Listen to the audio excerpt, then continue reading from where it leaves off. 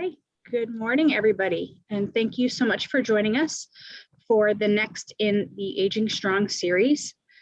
Before we get started, I do just want to let you know of some upcoming events that are happening here at the library.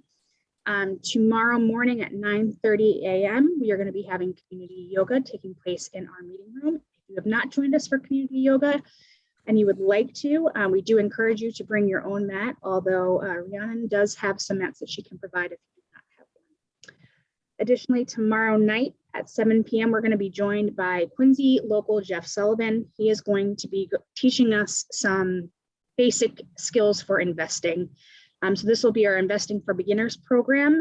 If you cannot join us in person, that program is also going to be live streamed on QATV's Channel 9, as well as on our YouTube channel.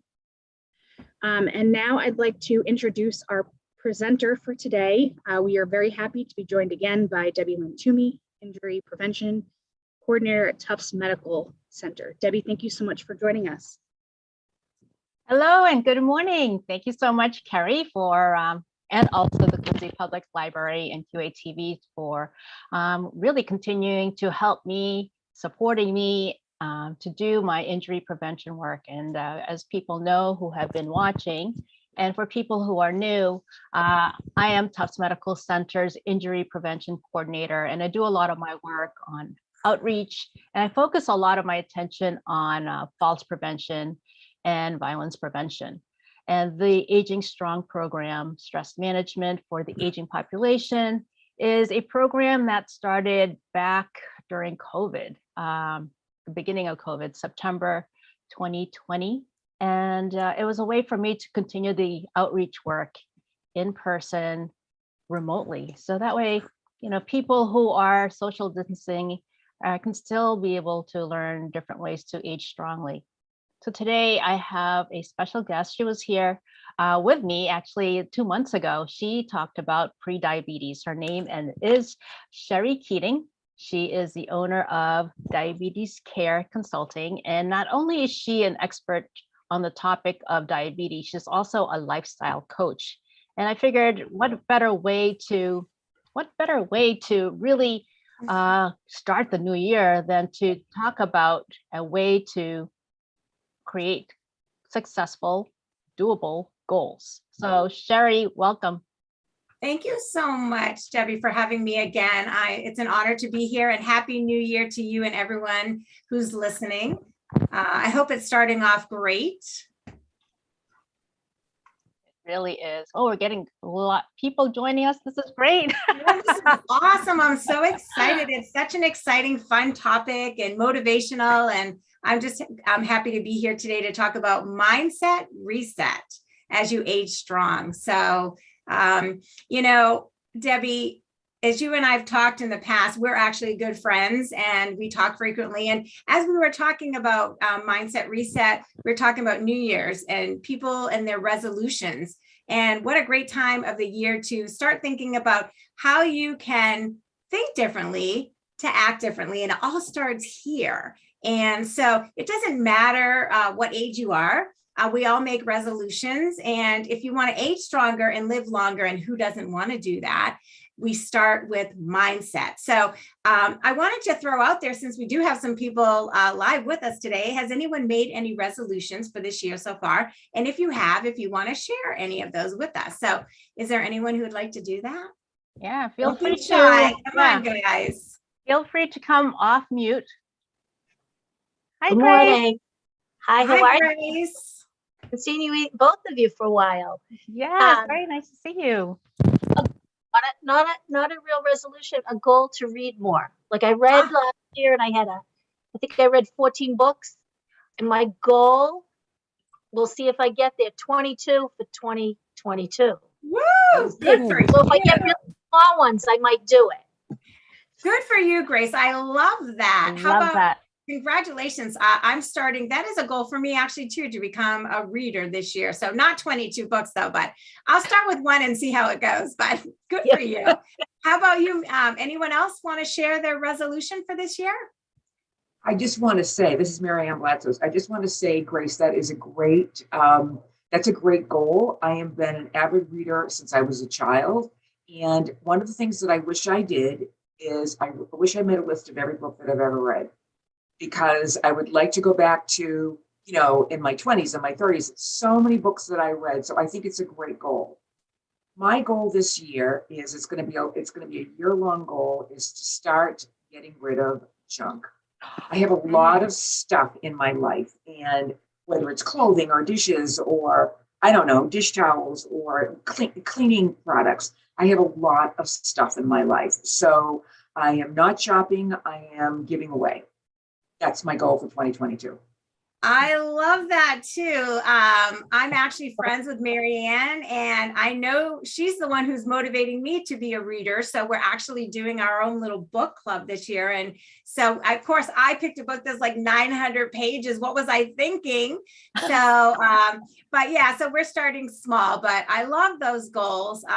So can I pick on you two throughout the presentation and use your goals as an example to, talk about the topic? So when we talk about making goals and New Year's resolutions and health goals, there's some things we need to think about. We need to think about SMART goals. So making a goal is great, but we want to turn it into a SMART goal. And we're going to talk about what that means. We're going to talk about shifting your mindset.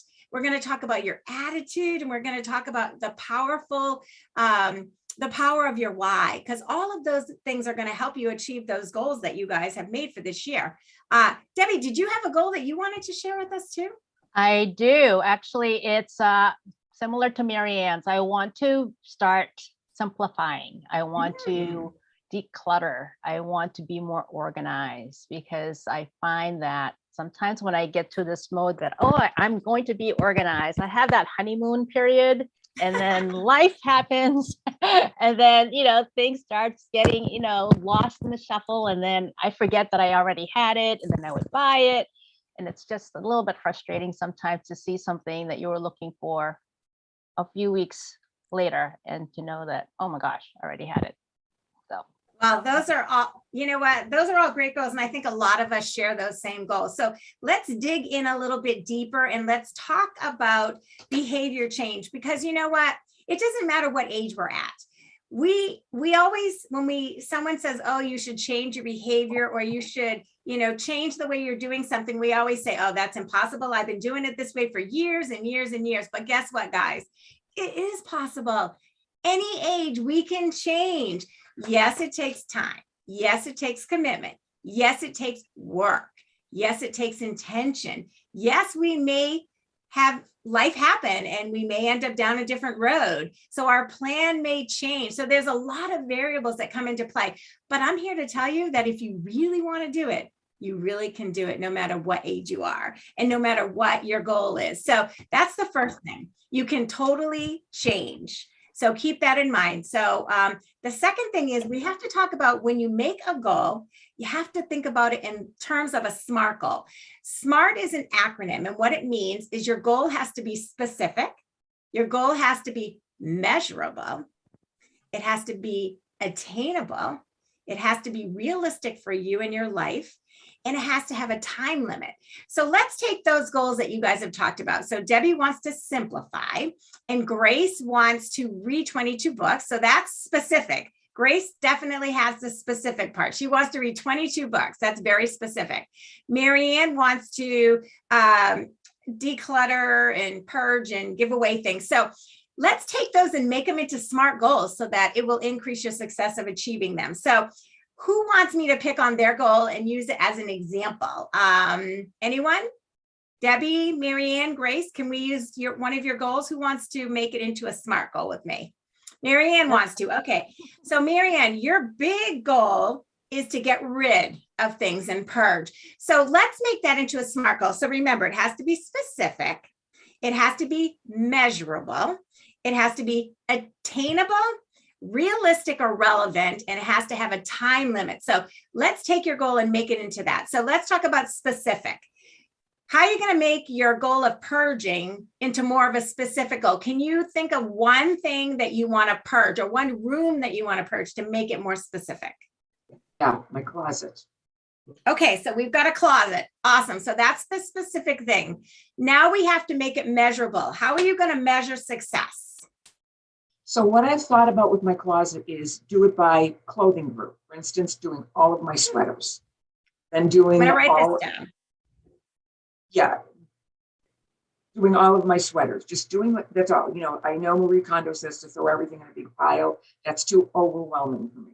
So I'm just going to do my sweaters and go through all of my sweaters. And then I'm going to do my pants. And then I'm going to do, I'm going to blouses. I'm going to do it that way. And then other things in my closet, I also have sheets and towels because it's a big closet. So I store it. So go by category, clothing Okay, or item category. All right, so you're going to start with sweaters. How long are you going to take to get rid of and go through your sweaters? So you need a time frame, because when you're setting a goal, you need a time frame to be successful. It can't have a never ending, like it can't go on forever. If you're going to get it achieved and accomplished, you got to have a time frame. So what's going to be your time frame? Well, I don't know how long it's going to take me. So what I was thinking of doing is on a Saturday morning, just start by piling all the sweaters. And then you know, just, you know, and then looking at what fits, what doesn't fit, you know, what colors I like, what colors I no longer like, what I haven't worn for a long time, you know, that kind of thing. I don't know how, I don't know how long it's going to take. I honestly don't. Will it take 4 hours or 6 hours? I don't know. 8 hours. I don't know. So give yourself, so why don't you be generous and say, I'm going to take Saturday, January, whatever a Saturday is in January, look at your calendar and say, I'm going to take this Saturday, I'm going to give myself 8 hours and I'm going to go through all my sweaters and I'm going to put the pile of the ones I'm going to keep away. And then these are the piles, I'm going to put them in a bag and I'm going to bring them somewhere. So that is better. You know, that is how you want to look at your goals. You want to look at them very specific, give yourself a time frame, and that way you can be more successful. Does that make sense, Marianne? Yes, it does. Okay. And Grace, you're going to do 22 books. What is your SMART goal in achieving that goal? Sorry. So I've given myself the first 2 weeks of January off. I'm hoping that I can maybe I'm going to look at the books that I have now. And I do have a few that I've been holding on to read. It looks like I probably have to read 2 a month. Good Lord. But if they're interesting and they grab me, that's not going to be a challenge. If they're not, I'm going to have to put them aside for another time and find another one. And the other thing is the fact that I'm talking about it with people, they're going to ask me about it. So I don't want to fail in that sense. So I think 2 a month. And if I don't do 2, depending on the size, maybe it's 3 one month and 1 another month. All right, that's great. So I'm glad that you brought up the whole thing about failing. I really hate that word because it's really not a positive word. And when you're talking about behavior change and mindset, you want to think of positive words and affirmations and motivational statements. So instead of failing, it's a relapse. And, you know, relapses happen. Life. Oh my gosh, especially have we not learned from anything else these last 2 years that everything changes from minute to minute. And so things can happen and you can have this awesome plan and this awesome goal, but you know what? Life happens and then we have to be able to pivot. So if that happens, it's okay. Sometimes the plan that we formulate at the beginning needs to be changed. So it's called a relapse. It's one of the stages of change that we're going to talk about in a minute. And so it happens. We're all, you know, we're all imperfect beings, right? And we all have challenges in our lives and things change and it's not always on our schedule and our time. So you know what? We just revise the plan and we move forward. The key is to keep moving forward and to keep telling yourself that, yes, this is my goal, but maybe we have to do it a little bit differently and it's okay. So if, you know, so it's not a I like the word relapse. I like that. I'm Okay, gonna good. I'm going to use that. There you go. So relapse. So let's talk about the stages of change because we have to be ready to make a change. we can talk about it and we can, have this great thing on paper. I remember when I was working with patients in cardiac rehab, they used to come in, we do like an hour interview, and we write down all these goals, and it looks so good on paper.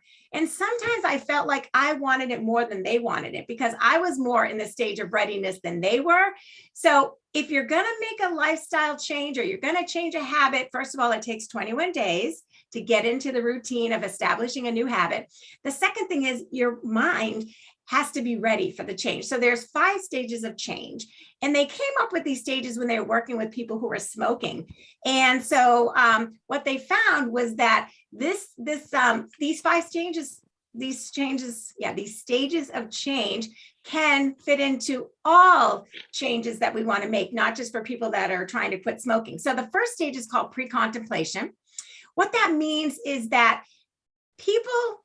someone has told them maybe you need to change. So say they go to the doctor and they have elevated cholesterol or blood pressure, or, they go to their house and they look every day and they say, oh my gosh, I have so much stuff.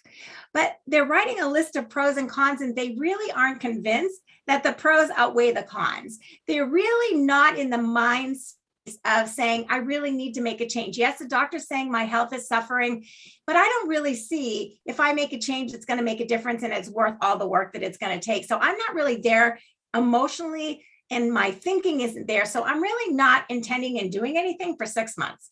It just doesn't seem like my behavior or my house or, anything is a problem to me. It may be a problem to others, but it's not a problem to me. So I'm not ready to do anything. That's contemplation.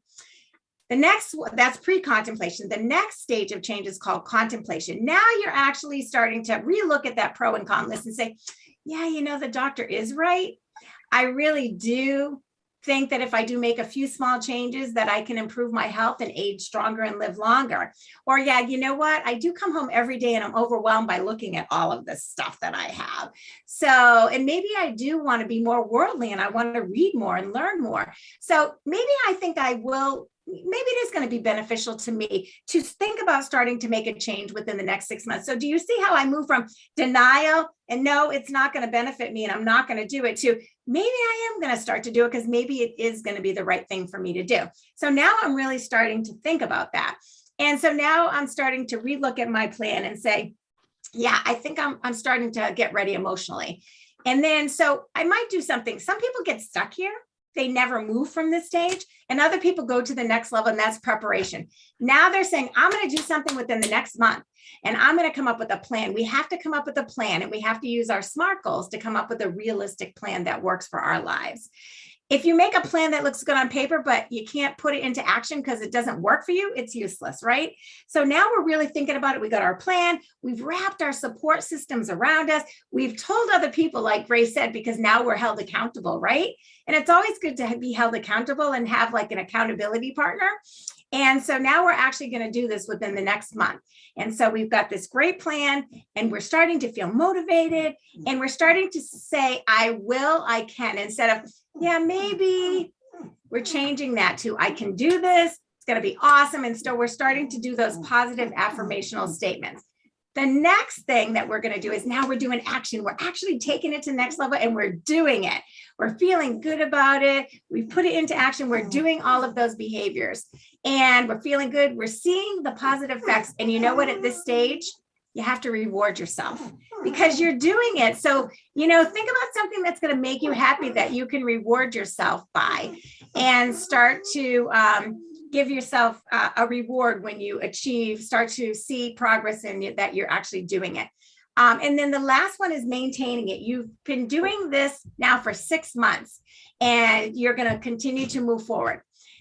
There's another stage of those relapse stages that we talked about. And those relapse stages will happen. We're all, like I said, imperfect beings, and life happens and changes on a dime. So go back, relook at the plan, and revise like we talked about. So those are kind of the stages of change that we need to think about when we're making goals and resolutions to be successful.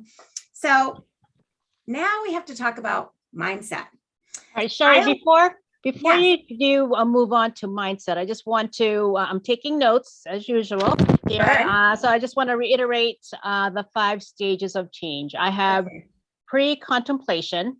Yeah. Okay, so it's basically somebody telling you you need to X, Y, and Z. And for you, the listeners, maybe you might be in denial, maybe you don't think it's about you, maybe, so you're just in denial. So then stage 2 is contemplation. So basically you're going from pre-contemplation, where somebody kind of planted the seed, and now you're considering, okay, maybe I could do it. You start considering. And then number 3 is preparation. So now you've gone from contemplating to maybe starting to create a plan. Yes. And what you're saying is the plan needs to be, I guess this is where the SMART goal would kind of intervene, Yes. right? Yes. So you start preparing, and in this preparation, you start building your allies, right? Yes. Your accountability buddies, and creating this wonderful plan that's going to be doable. And then you take action. That's number 4. Yes. And with the action, you give yourself rewards. So you celebrate your mini wins, right? Yes, That's what I like to call it. absolutely. Yep. And then number 5 is you maintain it. Yes. For the long haul. Because really this is all about, right? Is maintaining. It's not a quick fix. Everybody wants a quick fix. But when we're talking about goals, whether it's health goals, personal goals, finance goals, professional goals, we want it for the long term, right? So we don't want a quick fix. And so we want to maintain this so that we can live longer, healthier, and happier lives. So that's the goal, is to get to this stage. But during this whole process, or is when a relapse can occur during any of these stages. So we just have to prepare, identify what are our barriers, what are our challenges, and then how can we prevent a relapse in the future by looking at what tripped us up this time. So, if we start looking at the reason why we ended up having this relapse, we can learn from that. And they're all learnable moments and teachable moments, right? They're not failures. It's a learning moment, I like to call them. And so we learn from what happened and we move forward. And that's really the important thing, is that we just keep moving forward, right? So so good job, Debbie, note taking. And as you can hear, this is live and my dogs are fighting, and I apologize for that. Your dogs are getting excited. They're excited about the topic. Absolutely. So, when we're doing this awesome planning and everything, it's really, if we think differently, we act differently. So it all has to come from here first. I think you have to change your mindset to change your behavior. I think that's really important. And I learned that the hard way when I ended up having cancer. And my doctor said something to me that was life-changing. He said, your attitude will kill you before your cancer does. And for me, that was such a valuable lesson, because I really believe attitude is really powerful. And so when we're talking about mindset, the difference between mindset and attitude is that mindset is more a way of thinking. So it's your thought process, and attitude is more the emotion and the feeling that comes behind the thinking and your thoughts. They're both can be from learned behavior, from society. They can be from past experiences, from trauma. And so you have to kind of look at where you are in your mindset. Not only are you ready to change and ready to take action and put your SMART goals and your plan into place, but where is your mindset when you're doing this? Because if you're not in the right mindset, you can have the best plan, but it's not going to be able to be achieved. So mindset is the way you are thinking. And yes, you can change your mindset. And we're going to talk about how you can do that. I'm going to give you some mindset shifting tools. And then your attitude. We have to have a positive attitude, right?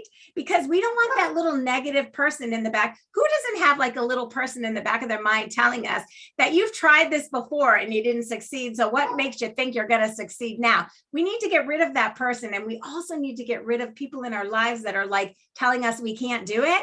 We want to surround ourselves with positive, supportive people. So, Marianne, as you're purging your house, it's always good to purge your friends too. The beginning of the year is a good time to purge your friends, because don't we want to live a happy life? And haven't we seen so much tragedy in the last 2 years that every moment we want to find the happiness? And we don't want to be surrounded by people that are just like, oh my God, this is so awful and blah, blah, blah, blah, blah. It really takes a toll on us. And we're not going to achieve our goals if we're in that mindset. And it's so easy to take on other people's mindset, right? So when I actually did this when I had cancer, I purge my friends. I know that sounds terrible, but I tell you, I'm a much happier person. And I surround myself with like-minded people that are happy, that are supportive. No, we're not happy all the time. But for the majority of it, we look at life with the cup half full versus the cup half empty. And I think that's important when we're talking about achieving goals. So I don't want you to think that, I just went and got rid of all my friends, but it's just important that we surround ourselves with people that are happy, that are positive, we can feed off of that, because we will feed off the negative as well as the positive. So why not feed off the positive, right? Because life is so short. So mindset. Let's talk about some tips that we can do. First of all, we have to envision what we want our lives to be like, right? Do we want to live in this bubble of unhappiness and not achieve the goals that we want for our life? Or do we want to live in a bubble of happiness and we want to enjoy every moment, right? And so we have to envision what we want our life to be like, and what having that goal, and when we achieve that goal, what it's going to do to change our lives in a good way, right? So we can age stronger and live longer. We want to believe in ourselves, right? We don't want that person telling us in the back of our head we can't do something, because we can do whatever we want, right? Believe we're in control. We are in control. We have control over our thoughts. We have control over our behavior. No, we can't change other people. And trust me, I've been in 3 marriages and I failed to, because I thought I was going to change that person. Guess what, guys? You can't change anybody else. Okay, I'm here to tell you it doesn't work. But what you can do is you can change your response, right? And the way you think about it, right? So that's what you want to concentrate on, is change your response and the way you think about it. And believe in yourself, right? Surround yourself by all those happy people and those supportive people that believe in you, that you can achieve this. Give yourself permission to be imperfect. We are all imperfect beings, right? We're all. So don't, I was raised in a family that we had to be perfectionists. I'm going to tell you, it's overrated and it's too hard, right? We're all imperfect. So just, give yourself that and say, okay, I'm imperfect. Maybe I wanted to eat better at breakfast. I didn't do so well, but guess what? Lunch is a new opportunity. Every time I eat is a new opportunity. Every time I walk in my closet and I see 20 sweaters, I have a new opportunity to kind of purge and get rid of that sweater. So you always have that opportunity. So look at challenges and barriers as opportunities. That's looking at the cup half full versus the cup half empty, right? Learn from what your relapses. Why did you relapse? And how can you prevent it from happening again? Don't dwell on them. I love this saying. I don't know about you guys, but you can't change the past. You can't predict the future. All you have is the present. And that's why today is such a gift. We always have a new opportunity. Every time we wake up, we have a new opportunity to make a different choice. Every time we eat another meal, if we're working on weight loss, we have a new opportunity to make a better choice.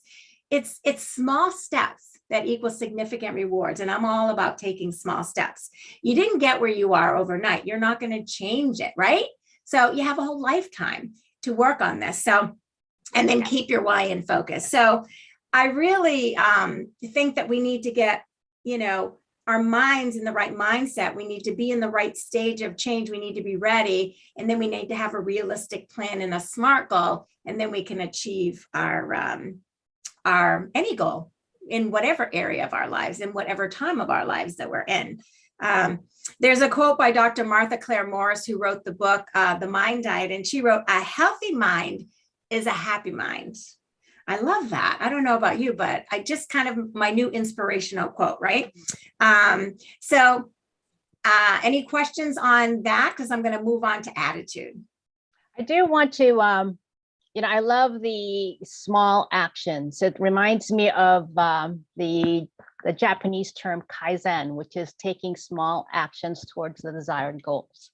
And I'm not sure if you've read The Atomic Habit by James Clear. He believes in 1%, being 1% better every day. And basically every action that you do towards your habit is a vote to the kind of person you want to be. So, it's just for those of us who are here, we're at the beginning of the new year. We have these lofty goals, reading 22 books, decluttering. I mean, I could relate to both of you guys. And last year, I wanted to read extra books. So I don't know, Grace, if this would help you, what I would do, because I love to walk. I love to listen to audiobooks. So that I count that as reading. So I read more books than I thought I could because I did a lot of walking and felt like I was getting so much benefit from that. And as far as decluttering, I would just bring up 2 trash bags. That was my win. If I could fill that 2 trash bags with clothes, whoop. That to me was a very smart goal. I love that, Debbie. And you know, the other thing is too, is that I used to do a lot of traveling. So doing books on tape and putting it in your car. And when you're traveling, that's another way to get your reading in for the day too. So that really worked well for me when I was on the road a lot before COVID. So that's another good idea as well. So So I'm very excited about what you're sharing with us, and just can really do, as we are talking about it and we're putting words, our goals into words, it just makes it that much more powerful. So really appreciate what you're telling us here. Yeah, you know, Debbie, it's the words that you say actually become your actions, right? So you speak, you know, in church, we talk about speak as if things are already being done in our lives, as if God's already moving in our lives. And so saying that those words and speaking them out loud are really helping us to make that happen. So I love that you said that. I think you should put the name of that book in the chat, because maybe Grace wants to add that to her reading list. I don't know. Maybe I do too. I will put it in the chat. It's Atomic Habits by James Cleator. Okay, Atomic Habits. I got that on my list. Marianne, write that down for us to put on our reading list. So I love that. So, so attitude, remember, mindset is more of the way of thinking and the thoughts. And then attitude is more of the emotion, right? Attitude can really make us, attitude can bring us to a positive place or to a negative place. And it has a huge impact on our behavior, as I learned when I was laying in bed and the doctor said, you have 6 months to live. And I was laying in bed, I had already given up life. I was laying in bed, literally waiting to die. And when he said that to me about changing my attitude and it will kill me before my cancer does, I just really was so upset. But then after thinking about it, I really wasted, if I had 6 months to live, I was laying in bed living like I was dying. And it was all because I had this mindset and attitude of defeat. And I was really wasting valuable time. And as we know, that we don't know how much time that we have. So if we can change our attitude and to be more positive and just look at things as opportunities and, you know, realize we can't change things we can't change, but we are totally in control of how we respond to them emotionally and physically. Because when we have a negative attitude, it really does a lot internally and it affects our physical health and can lead to a lot of chronic disease. So we know we can't change people. We know we can't change things, but we know we have control over how we respond to them. And I think that's really an important takeaway today, is that we have control. We can choose. I love, Debbie, how you always talk about happiness as a choice. We can choose how we want to deal with that and that person and that thing, and then decide, you know, do we want that in our life? Is it good for us? Or do we need to kind of separate? And we have control over that. So we can change a negative into a positive. There's always, you know, when one door closes, another door opens. That's so true. And we have to be willing to be bold and go into that new open door. So just because something changes in our lives or something didn't happen the way that we wanted it to happen doesn't mean that it wasn't for the good and that we're going to see a very positive thing come out of it. So look at it as an opportunity and a new exciting adventure. I want to read a poem to you that someone gave me, and I don't even remember who gave this to me, but I love this poem. It's called The Attitude Poem by Charles Swindell. It says, I'm going to read it, so I might be looking away from the camera, but it says, the longer I live, the more I realize the impact of attitude on life. Attitude to me is more important than facts, than the past, than education, than money, than circumstance, than failures, than successes, than what other people may think or say or do. It is more important than appearance, giftedness, or skill. It will make or break a company, a church, a home, a person. The remarkable thing is that we have a choice every day regarding the attitude we will embrace for that day. We cannot change our past. We cannot change the inevitable. The only thing we can do is play on the one string we have, and that is our attitude. I am convinced that life is 10% what happens to me and 90% how I react to it. And so it is with you. We are in charge of our attitude. Don't you love that? I love that poem, and I have it on my wall in my office. I'm a business owner. And so, there's a lot of challenges, especially in the last 2 years. And when I need an attitude shift, I read that poem and it puts everything into perspective. So I hope that you guys got out of it what I get out of it when I read that poem, because I think it's very, it's so true, right? Very true. Yeah. It's very, very true. But I need to add also that during COVID, during the pandemic, it's been difficult for people to have that positive attitude. And so, what can you share for those of us who are trying to do our best to be that light? And sometimes our light is not as bright as another day, but we're doing our best. And so what are some like small 1 or 2 tips that you can share with us to help us be able to kind of go about our day and make the choices, take the control back, be a good influence on others, maybe have that positive attitude? Yeah, I think that, what you said was, this is a very difficult, challenging time, and it's very hard for some people to, it's been hard for a lot of us, and it has been a lot of pivoting and a lot of challenges. And I think, Debbie, you're better at answering this question because you're the happiness specialist, right? And that's what you do. And so I think that a lot of the tools that you give people in what you do every day is a powerful. I use my why. And I think for me, that is the most important tool that I can offer to people. So what is your why? Your why is, I'll share a little story. That I had terminal cancer. And when the doctor said to change my attitude, I had to figure out a reason. And I was laying in bed, living like I was dying, losing this precious time that I didn't know if I would have or not. And I had to think and dig really deep. Sometimes we have to dig really deep, right? And we have to reflect. And sometimes that's really hard for people to dig deep and reflect and really look inside, but it's a very good thing to do because it helps us see the bigger picture.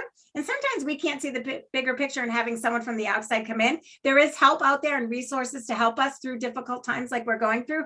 There's counselors and things like that. But for me, I did counseling, plus I found my why. So I was laying in bed thinking about dying and how I was going to get out of this mental rut that I was in. So I would I'd stopped eating. I stopped taking care of my activities of daily living. I was just literally laying there in bed dying, wouldn't answer the phone, wouldn't work, anything.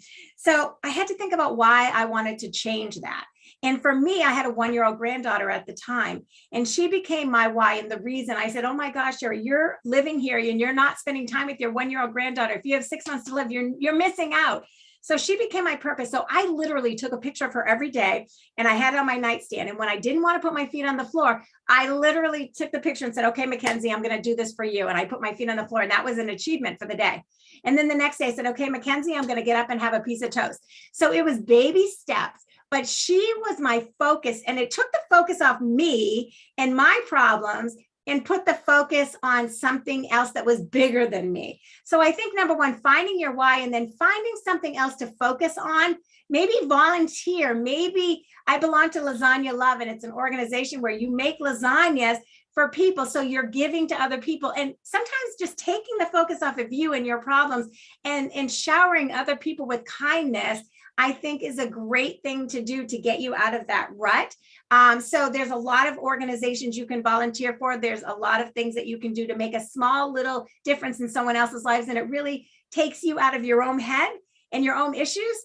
And I think that's one big thing, finding your why and your purpose. And for me, it changed my life. I became among the living again, and it really changed my life. And I have a whole program on the life-changing power of your why. I'm writing a book about how your why can change your life. This is what I believe, Debbie, and you've heard this from me, and anyone who's heard me speak, I always end all my talks with this. I say, everybody has a story, and that happens to be mine that I just shared. Everybody has a why. Your why can change your story and impact your lives and the lives of millions. And so I am using my story and empowering other people to make their health a priority, to make small, simple changes, to shift their mindset, to have a positive attitude, to enjoy every moment, and to make small changes that have significant rewards. So I've kind of bundled my own personal experience and my expertise into this business mission. And I think it will work for all of us. So those are kind of my 2 cents worth, but I'm sure you have so much more to add. And I think even Grace, Marianne, maybe Dan, all of you can contribute what you think that people can do during this difficult time to, change their attitude and achieve their goals so that they can age stronger and longer. So that's just my 2 cents worth. Yeah. Grace or Marianne, is there anything you want to add, or anything that's worked for you during these times? One of the things that I've done during COVID, during this pandemic, is that I concentrate on what works. I don't know how to put this. I concentrate what works in my life. There's a lot of negative around that. You read the numbers, we're over 800,000 dead. I just saw another number, 700,000 that people were diagnosed in. And so I look at the opposite way. I haven't been diagnosed and I'm alive. I'm an elder aging in place. And so I'm looking around my home and think, okay, what can make my home a better place for me?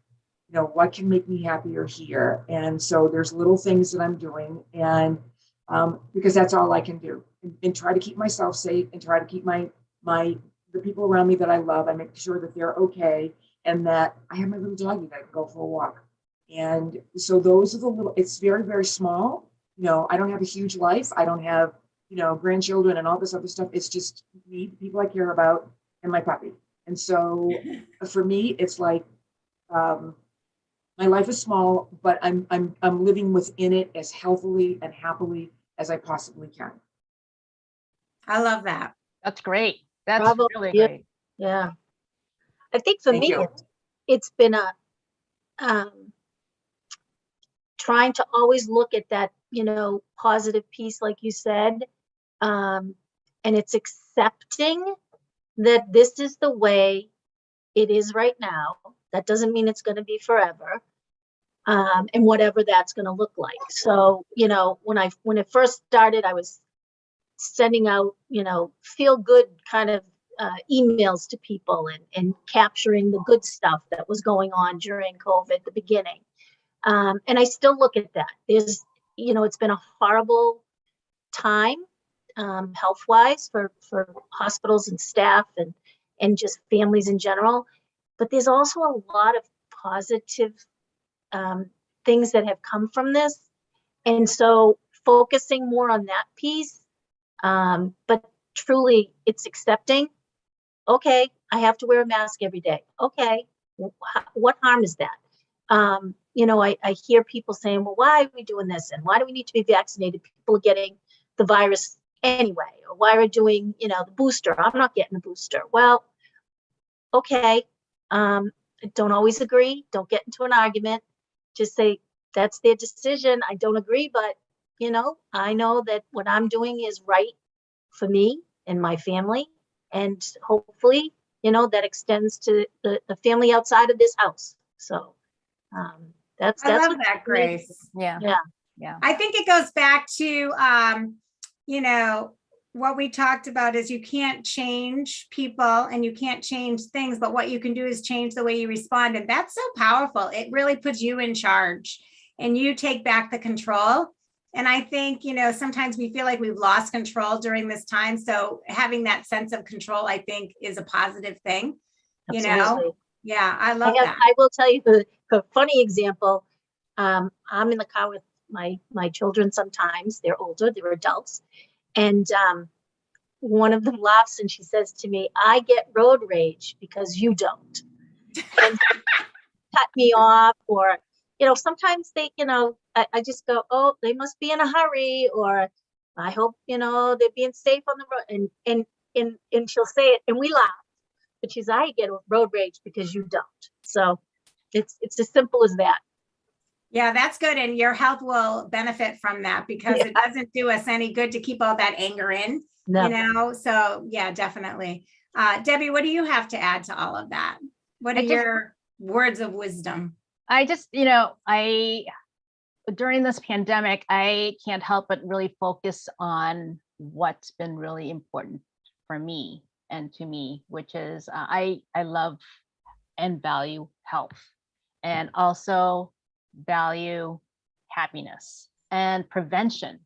And so one of the best things that's happened during this pandemic is being able to do this collaboration with the Thomas Crane Public Library and QATV, because it's allowed me to really branch out in a way that I could never have before if I was doing the in-person program, which I will still do once the numbers go down, once it's safe for everybody. But this has been such a beautiful gift. And I try to look at every day as a gift. And, I love my family. I'm very blessed. And friends, great friends. I see so many great friends here with me right now. Group hug. But it's just, and my work. I just, I can't really express how grateful I am to be able to do what I do. So, going back to the basics, like maybe hand washing, wearing a mask, doing what you can control, right? And then just doing your best every day. And yeah, I mean, there are going to be days where it's like, I don't feel like doing anything, but you know what? I lean into it and just say, okay, this is going to be the way it is, but tomorrow it's going to be different. So yeah, that's my 2, 3, 4, 5 cents. I think what you said was something about it's okay to feel sad. Like what you said was, today I don't feel like doing it. I feel like giving yourself permission to say, today is an off day.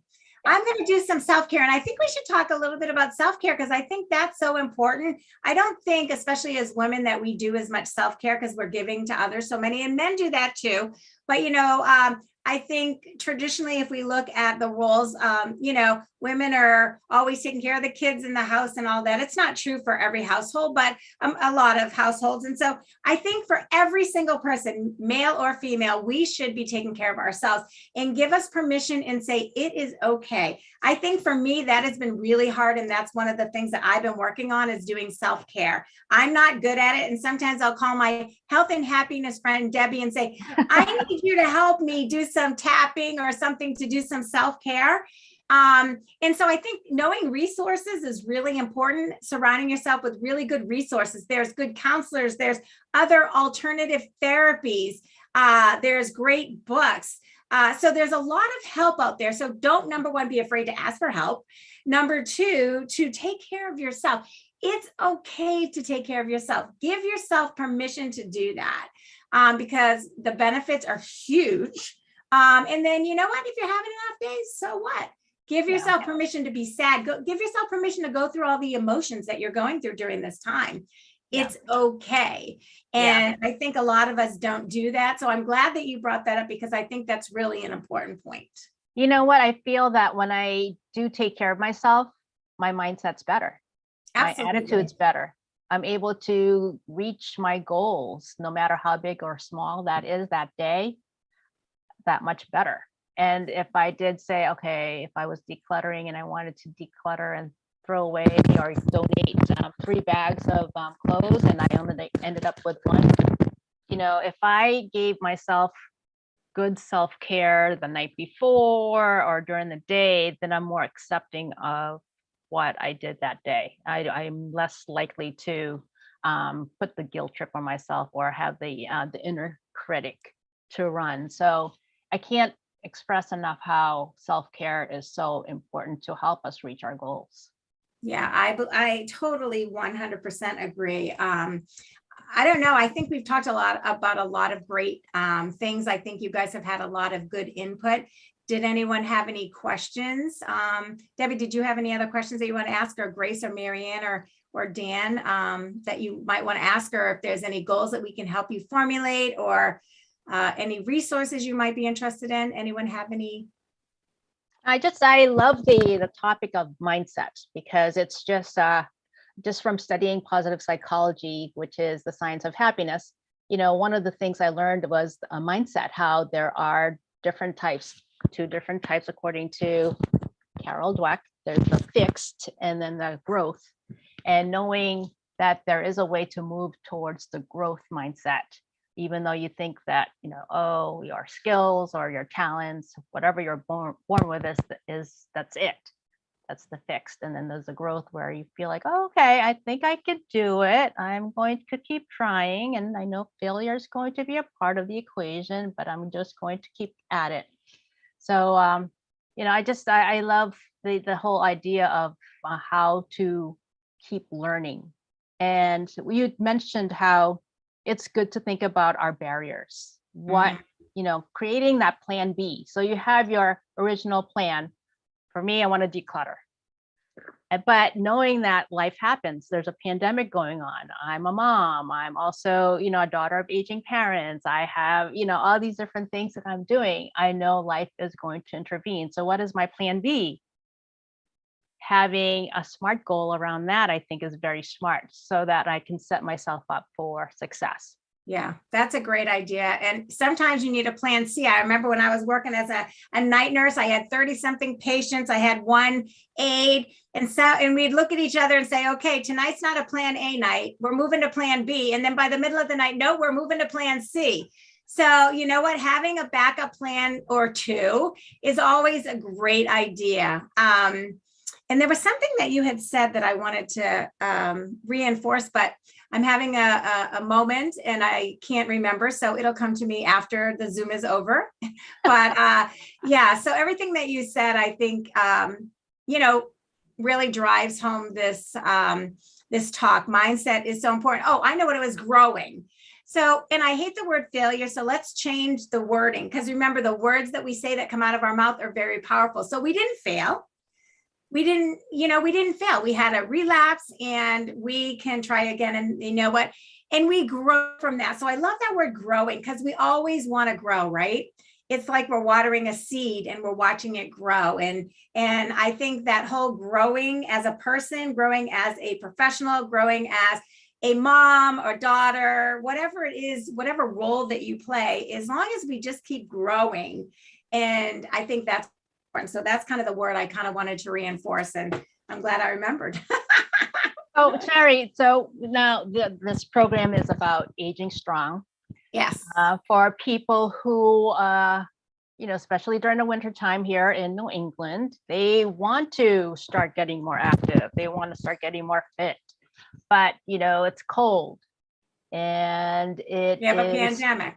We have a pandemic, and it's slippery outside. What are some nice SMART goals for people who maybe live alone, who are aging in place, who are, they want to try something but not hurt themselves because maybe they've been kind of been lax with the activity the last few months?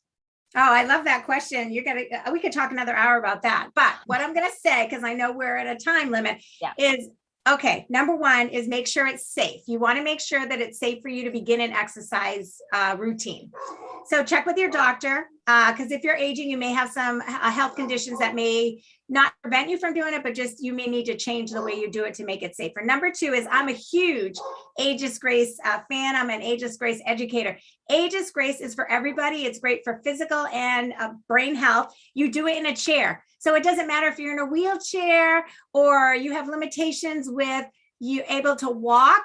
You can do Ageless Grace. You can improve your brain health. You can improve your physical health. You can do it 10 minutes a day. You can go online to agelessgrace.com, and then you can watch free videos. So that's one thing you can do. The other thing is, you know what? When you can't go outside, you got inside your house. You don't have to go to a gym. You don't have to buy equipment. You have two legs, and if they work, just use them, right? So just go and start walking around your house. Start with 5 minutes.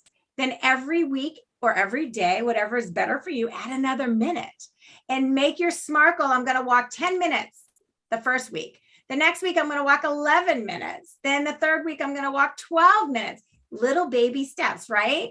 And so if you want, you can see, if you're on YouTube, there's tons of exercise videos.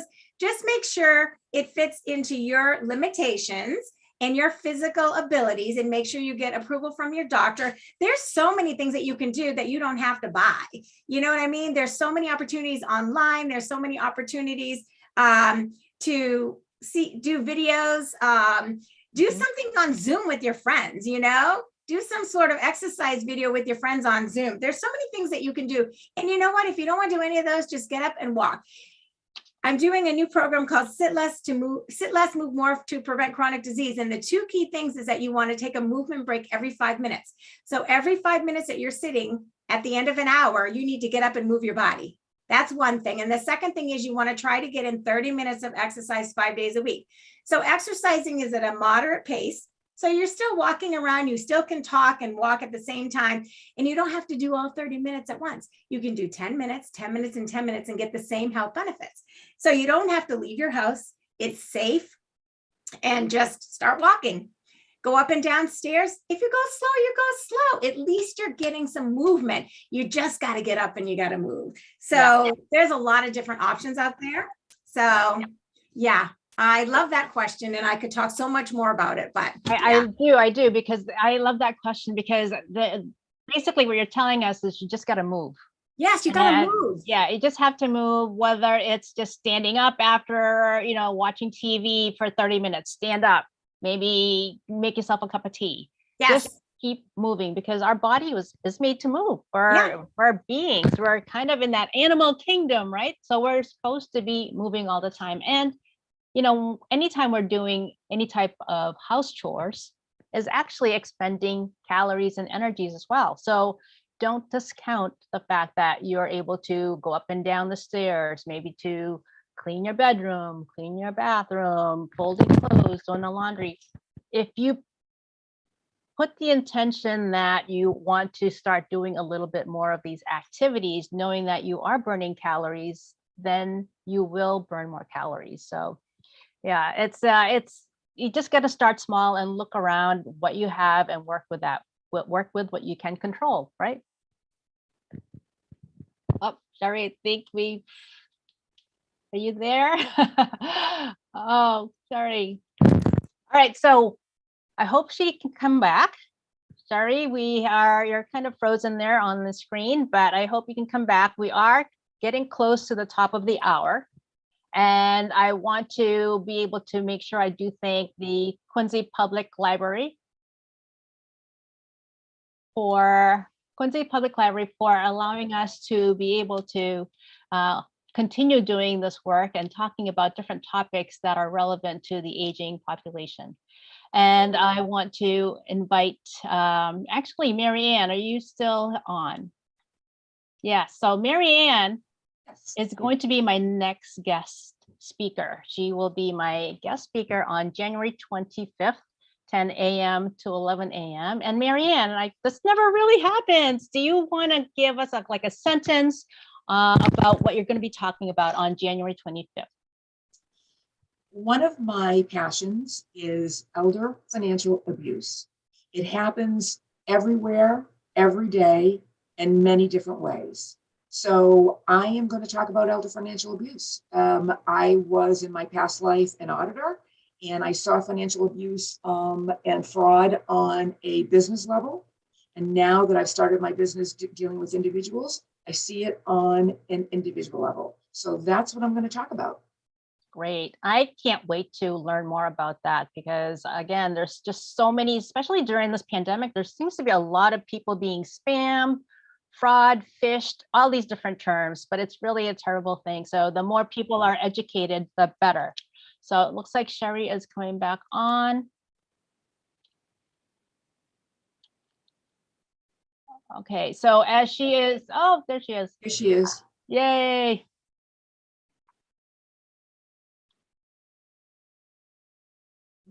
I just want to make sure I give her time to say thank you. Thank you. Hey.